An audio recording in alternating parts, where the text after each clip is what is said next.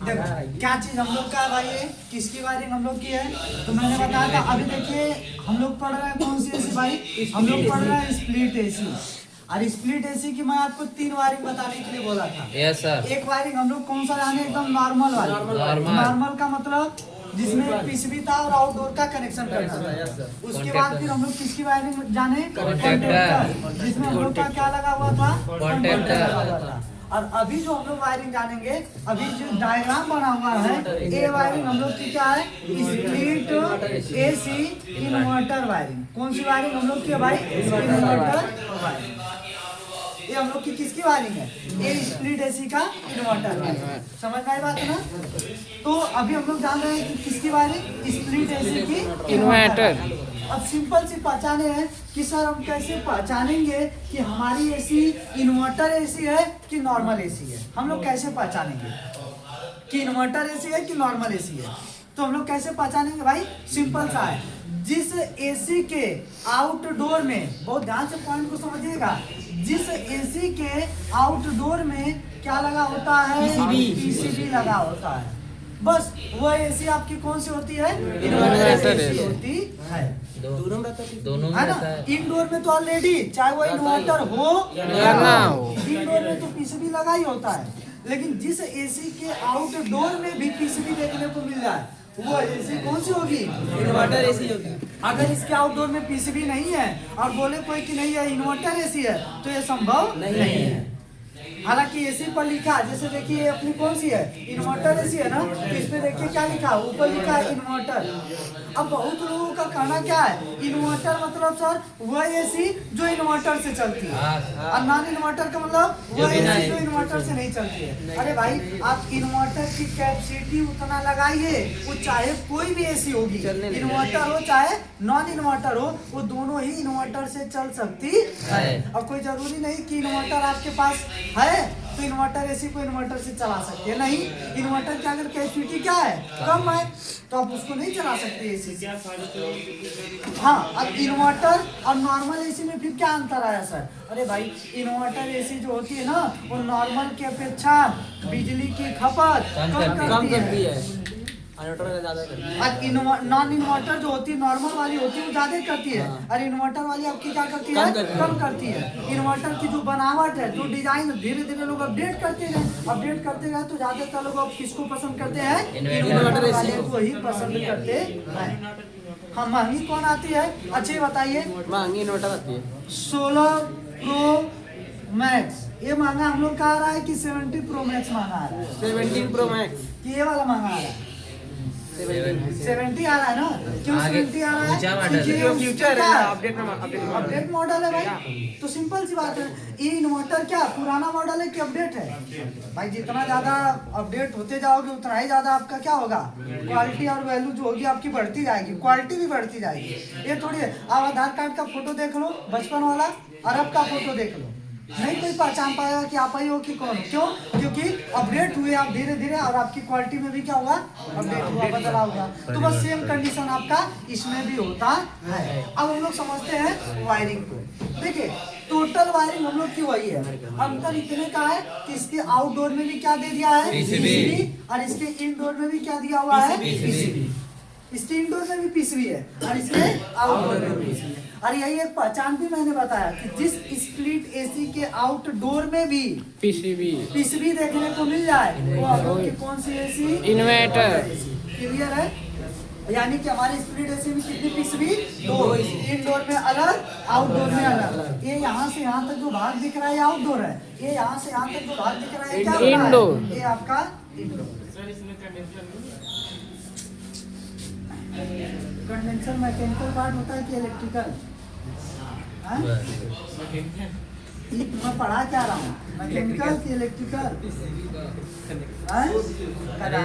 Wiring पढ़ा रहा है ना। अरे भाई वायरिंग में पढ़ा रहा हूँ, तो इसमें कंप्रेसर से हो सकता है, क्योंकि कंप्रेसर क्या होता है, मैकेनिकल पार्ट होता है और इलेक्ट्रिकल दोनों होता है। अब इसमें आप कहें सर इसमें कोई फिल्टर ड्रायर नहीं दिख रहा है, अरे भाई इलेक्ट्रिकल पार्ट है। इलेक्ट्रिकल पार्ट का मतलब क्या होता है, वह पार्ट जो केवल किससे चलते हो, बिजली से चलते हो। और मैकेनिकल पार्ट का मतलब जो केवल बिना लाइट के चलता है। तो कंडेंसर फैन इसमें देखने को मिलेगा। देखिए कहीं है कंडेंसर फैन? कहाँ है? यहाँ है, जो कंडेंसर को ठंडा करे। समझे? PG motor. नो दिमाग लगाया करो जी। ठीक है, अब ध्यान से समझिएगा। ये आपका इंडोर में पहले समझते हैं कि इंडोर में क्या क्या लगा होता है, उसका कार्य क्या होता है। Yes sir. ये आपका इंडोर में ये होता है भाई ट्रांसफार्मर। ये हमारा क्या होता है? ट्रांसफार्मर होता है। इस ट्रांसफार्मर का काम क्या होता है? इस ट्रांसफार्मर का काम क्या होता है? अरे भाई कहीं पर भी ट्रांसफार्मर का काम होता है वोल्टेज को क्या करना, वोल्टेज को प्रॉपर रखना। ये किसका काम होता है? ये हमारे ट्रांसफार्मर का कार्य होता है। आप कहेंगे सर ट्रांसफार्मर तो मेन पर लगना चाहिए, तो पीसीबी में लगा है। अरे भाई जो मेन पावर आ रहा है ना, वो पहले ट्रांसफार्मर में ही जा रहा है अंदर अंदर, क्योंकि पीसीबी का पूरा नाम क्या होता है? Printed circuit board. एक दूसरे से वह प्रिंट के द्वारा आपस में जुड़े होते हैं, जो कि हमें दिखाई और हमें पता नहीं चलता। समझ में आई मेरी बात? तो ये होता है हम लोग का प्रिंटेड सर्किट बोर्ड, अंदर अंदर इससे जुड़ा होता है। ये आपका क्या होता है?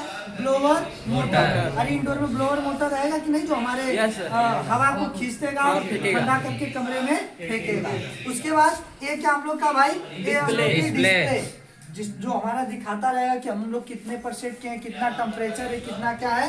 ये आपकी डिस्प्ले। ये क्या आपका? Emergency power on off switch.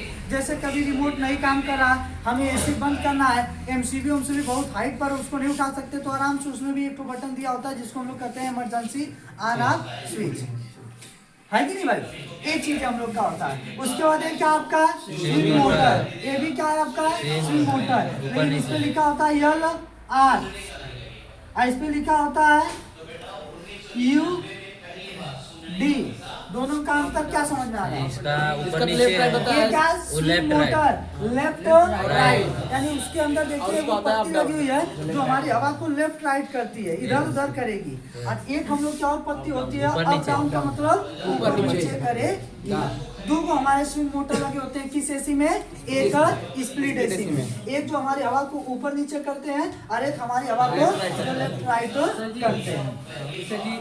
Non inverter में एक ही लगा रहेगा। किसी किसी में केवल एक दिया होता है, सबकी मैं बात नहीं कर रहा हूँ। किसी किसी में केवल ये दिया होता है, ऊपर और नीचे करने वाला, है ना। लेकिन ज्यादातर आजकल की जो एसी आ रही है उसमें कितना दिया रहा है? 2 दे रहा है।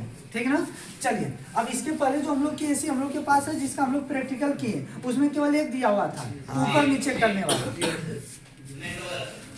उसके बाद इसमें क्या भाई? तो उसके बाद क्या है? इसमें 2 सेंसर है। एक क्या सा आपका है? पल्स सेंसर, और दूसरा आपका क्या है? Room sensor. रूम सेंसर का काम क्या होता है?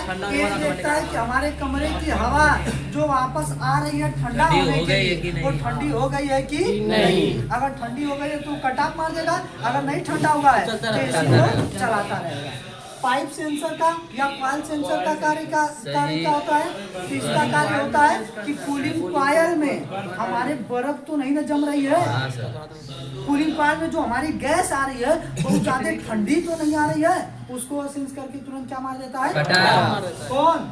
Coil sensor. इसको पाइप सेंसर भी कहते हैं, और रूम सेंसर को एयर सेंसर भी कहते हैं। बाकी तो ये पीसीबी में आपका एक लगा हुआ है क्या? रिले। ये सबको पता है कि रिले का काम इस आउटडोर को सुरक्षित रखना। जैसे पहले कंप्रेसर को सुरक्षित रखता था, अब बोलेंगे आउटडोर की पीसीबी को सुरक्षित रखने के लिए किसका प्रयोग? रिले का प्रयोग किया जाता है। क्लियर है? उसके बाद आ जाइए आउटडोर में क्या क्या पहले समझ लेते हैं क्या क्या चीज। उसके बाद तो कनेक्शन अपने आप आ जाएगा, अभी देखिएगा। इसमें समझ में आया कि नहीं कौन सी क्या? ठीक है, आउटडोर में आ जाइए। आउटडोर में क्या दिया भाई? ये पीजी मोटर की बातें खत्म करिए। उसका नाम क्या? पीजी टाइप का मोटर है। ये क्या होता है? कंडेंसर टाइप का। जो कंडेंसर को ठंडा करने के लिए जो मोटर लगाया जाता है उसी को हम लोग कहते हैं कौन सा? Condenser fan motor. क्योंकि इसमें कौन सा कंडेंसर लगता है? एयर कूल, जो हवा से ठंडा होता है। उसके बाद हम लोग का आता है कंप्रेसर। कंप्रेसर क्या होता है भाई? तो ये भी कह रहा है ना कि ये कौन सा कंप्रेसर है? Inverter type rotary compressor. Compressor कितने प्रकार के हैं? 5। कौन कौन सा? रेसिप्रोकेटिंग, रोटरी कंप्रेसर, तीसरा आपका स्पाइरल कंप्रेसर, चौथा आपका स्क्रू कंप्रेसर, पांचवा आपका सेंट्रीफ्यूगल कंप्रेसर। यही ना भाई। Yes, sir. अभी कर आइए आपका कौन सा है, रोटरी कंप्रेसर है। लेकिन कर आ देखिए कंप्रेसर भी हम लोग के दो टाइप के आएंगे, एक नॉर्मल एक इन्वर्टर। आप कहेंगे सर कंप्रेसर में क्या अंतर है? तो जो नॉर्मल आता है वह एसी करंट से चलता है। किससे चलेगा? एसी करंट से। और जो हम लोग का कौन सा आता है, इन्वर्टर आता है, वह किस करंट से चलेगा? डीसी। से एसी देंगे नहीं चलेगा। समझ में आ रही मेरी बात? इस कंप्रेसर को चलने के लिए कौन सा पावर चाहिए? DC power. सर जी और जो हमारा एसी कंप्रेसर होता है इसको चलने के लिए एसी पावर। तो एसी वाले को एसी देंगे नहीं चलेगा। डीसी वाले को एसी दे देंगे, चलने की बात है छोड़िए, खत्म हो जाएगा, निपट जाएगा। अच्छी बात है। मोबाइल हमारा किससे चार्ज होती है? डीसी पावर से कि एसी से? डीसी से। अब कुछ मत करिए, ये जो केबल लगा है, केबल को जब काटेंगे ना तो उसमें से आपको दो कलर के तार मिलेंगे, एक रेड एक ब्लैक। आजकल तो डाटा शेयरिंग होता है तो और भी तारे मिलेंगे, लेकिन सबको हटाइए, एक ब्लैक और एक रेड। उसको डायरेक्ट बोर्ड में खोस के अपने मोबाइल को चार्ज लगा दीजिए, मोबाइल तुरंत चार्ज, तुरंत फुल चार्ज।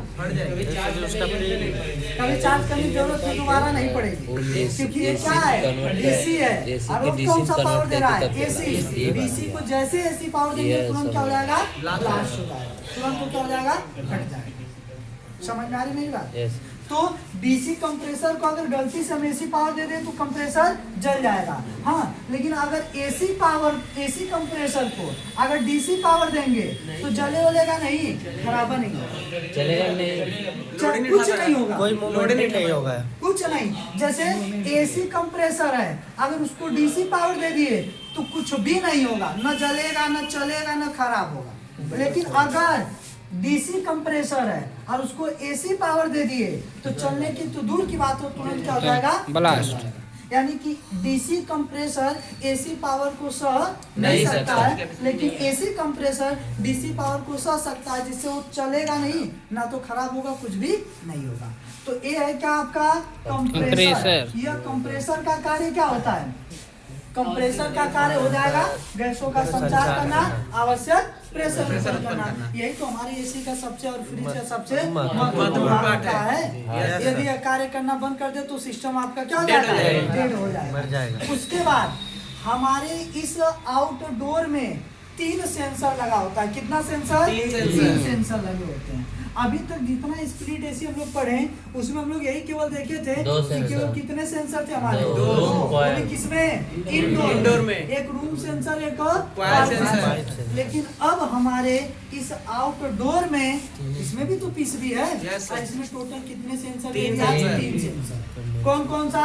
एक का नाम है एम्बिएंट सेंसर, दूसरा डिस्चार्ज पाइप सेंसर, तीसरा कंडेंसर पाइप सेंसर। अब एम्बिएंट सेंसर क्या होता है सब बता रहा हूँ, ध्यान से समझिए।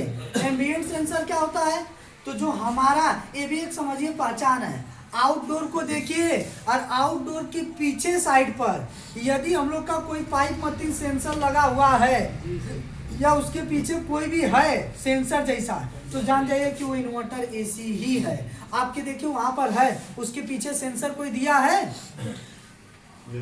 दिया है, सिंपल सा। वो कौन सी एसी है? इन्वर्टर। ये भी एक पहचान है। आपको पीसीबी आउटडोर खोलने की जरूरत ही नहीं है। आउटडोर के पीछे खाली क्या करिए, देखिए अगर सेंसर दिया हुआ है तो कौन सी एसी है? इन्वर्टर एसी है। समझ में आ रही मेरी बात? अब इसका कार्य क्या होता है एम्बिएंट सेंसर का? इसको पीछे क्यों लगाया? तो भाई एम्बिएंट मतलब होता है वातावरण। वातावरण का मतलब कंडेंसर पर जो हम लोग की हवा आती है वो कहाँ से आती है? बाहर की ना। कंडेंसर फैन बाहर की हवा को खींच के उस कंडेंसर के ऊपर फेंकता है ठंडा होने के लिए। लेकिन यदि किसी कारण बाहर की हवा बहुत ज्यादा क्या है, गर्म है, तो यह सेंसर देखेगा कि क्या कंडेंसर जितना गर्म है उससे ज्यादा तो ये बाहर की हवा गर्म है, वो तुरंत क्या मार देगा? मार देगा, चलने ही नहीं देगा। और अब की सीजन इस गर्मी में ना यह सबसे ज्यादा फॉल्ट आया, सबसे ज्यादा। क्या? एम्बिएंट सेंसर खराब हो गया, जल्दी कट ऑफ मार रहा है, बहुत जल्दी खराब हो रहा है। क्यों खराब हो रहा है? अरे भाई टेम्परेचर हर साल 2 से 3 डिग्री सेल्सियस टेम्परेचर हम लोग का बढ़ रहा है, और ऐसे हम लोग की वही पुरानी वाली, तो ये सेंसर कट ऑफ तो मारेगा ही मारेगा बार बार ना। इसको हम लोग पता है इसे चलाते थे, इसमें कपड़ा बांध देते थे, कपड़ा बांध के भिगो के कपड़ा कस्टमर से भी कह देते थे, जब दोपहर अगर हम कभी कटा मार दे, कपड़ा बांधा हुआ है, इस पे जाकर पानी गिरा दीजिए ताकि उस सेंसर को लगे कि मौसम क्या हो गया, ठंडा हो गया।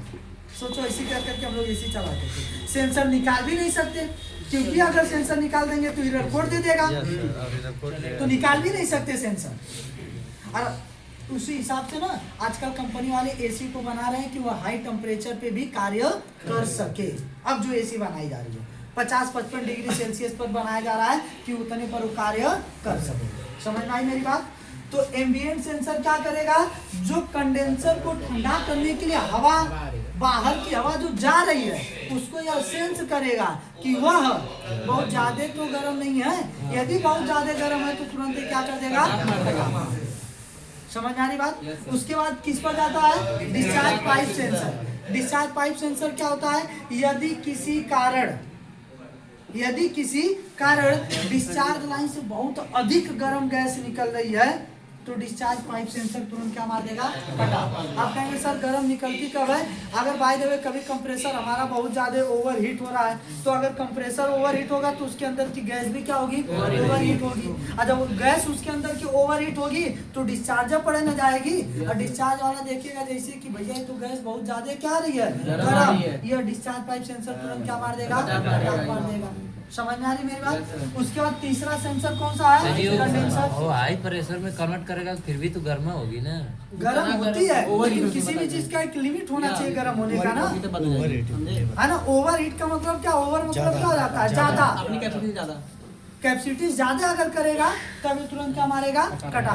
जैसे शुगर हम सभी के अंदर है, लेकिन अगर शुगर थोड़ा सा क्या हो जाए, बढ़ गया तो शुगर के मरीज हो गए, फिर सिस्टम कट ऑफ मारने लगेगा। अगर नहीं भी रहे तो भी दिक्कत है, यानी कि अगर डिस्चार्ज लाइन से गर्म गैस ना निकले तो भी समझो कोई ना कोई प्रॉब्लम है। बहुत ज्यादा निकल जाए तो भी दिक्कत है, जैसे शुगर ना रहे तो भी प्रॉब्लम है, तो भी नहीं जिंदा रह पाओगे, और ज्यादा हो जाए तब भी प्रॉब्लम है। सेम कंडीशन है, समझ में आई गई? Yes sir. अब एक कंडेंसर पाइप सेंसर क्या है, तो कंडेंसर पाइप सेंसर, ये देखिए हमारा कंडेंसर है, अरे लगा कहाँ होता है, ये समझिए जुड़ा होता है डिस्चार्ज लाइन से, और एक कंडेंसर का कौन सा है, आउट वाला पाइप। अच्छा, कंडेंसर में गैस हमारी कैसी जाती है, गरम जाती है, निकलती कैसी है, क्योंकि कंडेंसर का काम होता है गैस को क्या करना, घुमाकर ठंडा करना।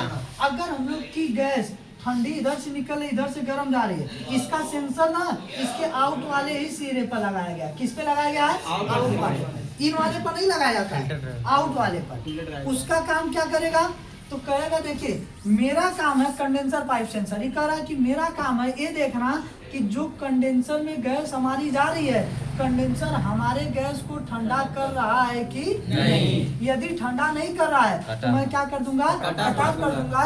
यदि ठंडा कर रहा है तो मैं कट ऑफ नहीं करूंगा। यानी इसका काम है, कंडेंसर पाइप सेंसर का काम है क्या देखना, हवा ठंडी आ रही कि नहीं, हवा हम लोग की सॉरी गैस हमारा कंडेंसर ठंडा कर रहा है कि नहीं। यदि हम लोग का कंडेंसर गैस को ठंडा नहीं कर रहा है तो तुरंत क्या मार देगा, मतलब बता देगा पीसीबी को, पीसीबी देखो ये बात है, कंडेंसर गैस को ठंडा नहीं कर रहा है इसलिए वो कट ऑफ मार रहा है। प्रॉब्लम कंडेंसर क्यों गैस को ठंडा नहीं कर रहा भाई, क्या रीजन हो सकता है? अरे उसका पंखा नहीं चल रहा हो, पंखा स्लो चल रहा हो, बाहर का टेम्परेचर ओवर ज्यादा हो, बाहर वाला सेंसर नहीं कट ऑफ मार रहा हो भाई दबे।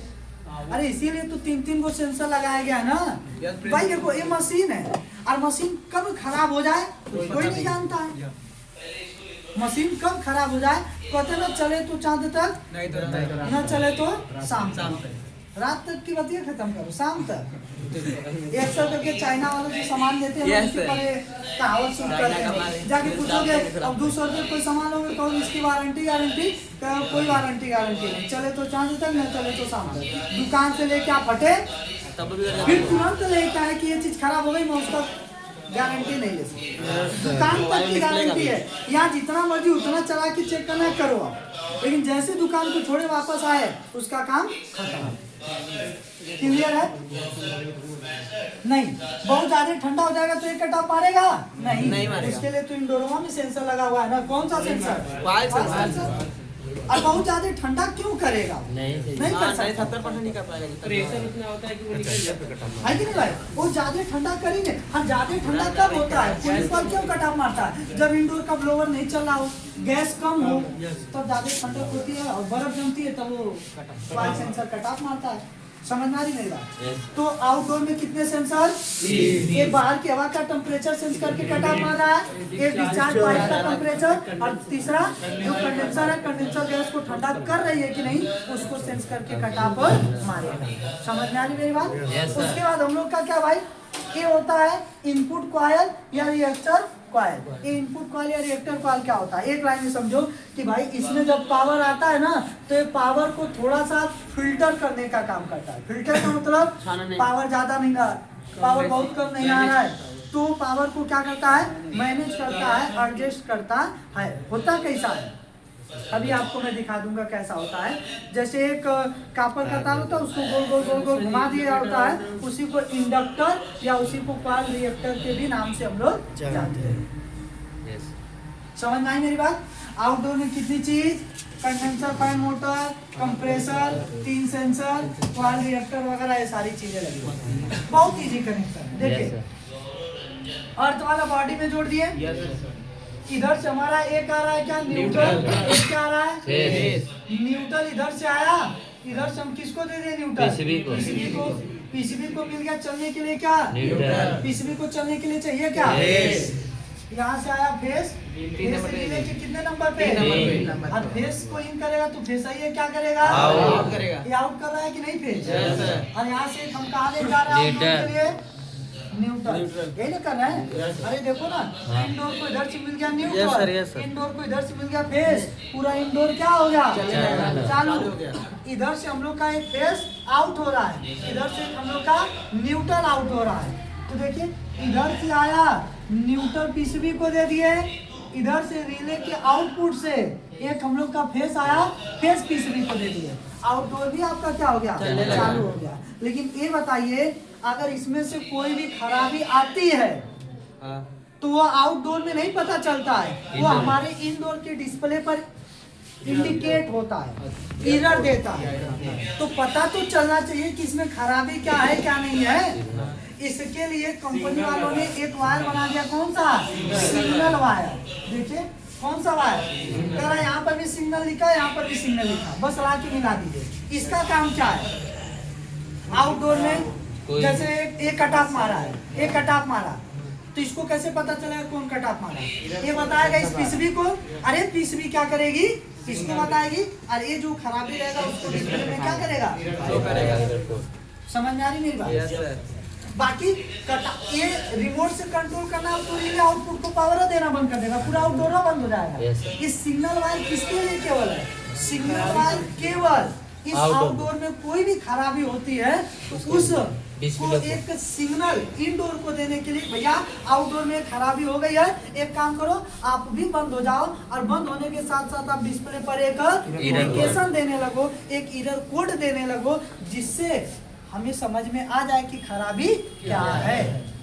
इसके लिए हम लोग किस वायर का प्रयोग करते हैं? सिग्नल वायर का प्रयोग करते हैं। बाकी इसको चलाने के लिए कोई सिग्नल वायर वगैरह का प्रयोग नहीं किया जाता है। क्लियर है? हो जाएगा?